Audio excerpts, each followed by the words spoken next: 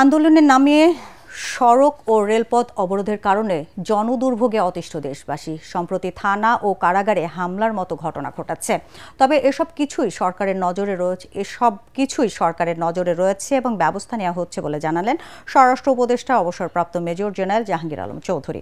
এদিকে আন্তর্জাতিক অপরাধ ট্রাইব্যুনালে হওয়া মামলায় পলাতক আসামিদের ধরতে সরকার ইন্টারপোলকে রেড নোটিশ জারির অনুরোধ করেছে বলে জানিয়েছেন আইজিপি বাহরুল আলম। জিএম তসলিমের রিপোর্ট। রাজধানীর উত্তরা পশ্চিম থানায় মঙ্গলবার রাতে হামলার ঘটনায় একাধিক পুলিশ সদস্য আহত হন। একই সময় গাজীপুরের কাশিমপুর কারাগারেও ঘটে হামলার ঘটনা। এর আগে গত মাসেও হামলার ঘটনা ঘটে রাজধানীর বনানী থানায়। এমনকি রাজধানীর নিউ মার্কেট থানায় আসামি ছিনিয়ে নেওয়ার চেষ্টা করা হয় গত মাসেই।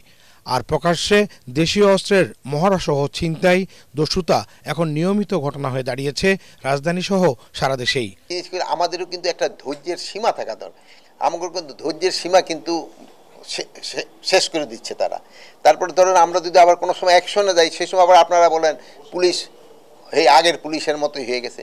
এই ক্ষেত্রে আপনারা তাদের একটু বলা দরকার যে তারা যে কারণে অকারণে করতেছে, তারা এটা রাস্তাঘাট ব্লক না করে তাদের স্কুলের মাঠ আছে, কলেজের মাঠ আছে, ওখানে তারা বলতে পারে।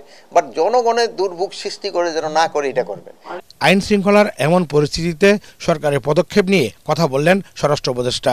উত্তরায় থানা এরকম দুই একটা তো ঘটনা ঘটবে, যে ঘটবে না তা না, বাট এটার ক্ষেত্রে আপনারা দেখতে হবে আমরা এদের ক্ষেত্রে অ্যাকশন নিচ্ছি কিনা।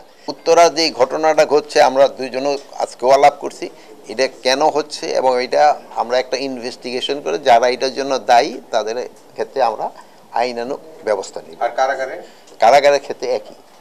রাজধানীর গুলশানে নৌ পুলিশের সদর দফতরে একই অনুষ্ঠানে যোগদান শেষে আইজিপি জানান, জুলাই আগস্টে অভ্যুত্থানের পলাতক আসামিদের ধরতে ইন্টারপোলের মাধ্যমে রেড নোটিশ জারির অনুরোধ করেছে সরকার, যা প্রক্রিয়াধীন রয়েছে জানিয়ে আইজিপি বলেন, রেড নোটিশ ইস্যু হলে সংশ্লিষ্ট দেশের পুলিশেই আসামিদের গ্রেফতার করবে।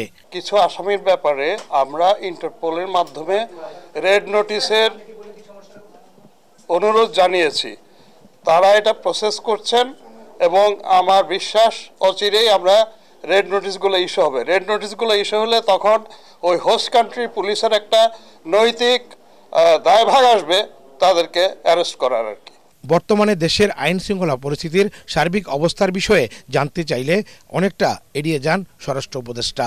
আমরা কতটুকু অর্জন করতে পারিছি এটা জনগণ বলতে পারবে, আমরা তো বলতে পারবো, কিন্তু আপনারা হয়তো সাংবাদিকরা আরো ভালো বলতে পারবেন আমরা কি পরিস্থিতিতে দায়িত্ব নিছি, ওই থেকে এখন পরিস্থিতি কি রকম।